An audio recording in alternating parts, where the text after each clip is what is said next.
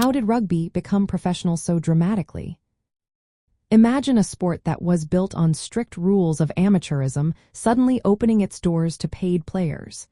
That's exactly what happened in rugby union in the year 1995.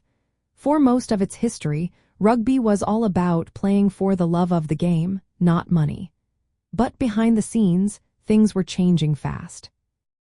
Rugby started in the 19th century, with informal games played in schools and communities. The first formal rules came from Rugby School in 1845. By the early 1870s, the Rugby Football Union was formed to keep the game organized and consistent. But even then, the sport was meant to be amateur. Players weren't supposed to get paid, and anyone caught accepting money could be banned. However, tensions grew over the years. In 1895, a split happened because some clubs wanted to pay players. This led to the creation of Rugby League, which allowed professionalism. Rugby union stayed committed to amateurism for nearly 100 years. But as time went on, the world of sports was changing. In the 1980s, clubs started forming official leagues.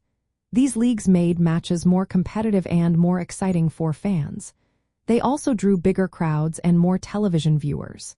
The television boom in the early 1990s made rugby more visible and profitable.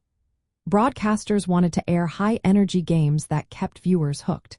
This meant more money for clubs and players. Meanwhile, many players were secretly getting paid under the table.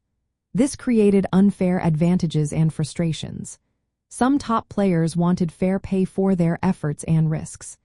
International competitions like the Rugby World Cup, first held in 1987, showed how popular and lucrative rugby could be worldwide.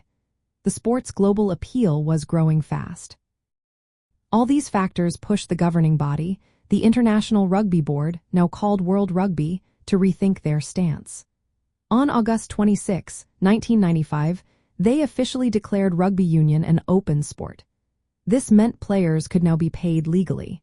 It was a quick turnaround from decades of strict amateur rules to full professionalism. This change was huge. It meant players could sign contracts, clubs could invest more, and the sport could grow commercially.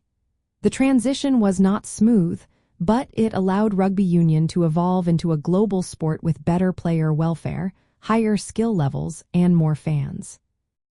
So, in just a few years, rugby went from a sport played for pride to a professional game driven by money, media, and global interest. It was a dramatic shift that kept the core of the game intact while opening new doors for its future.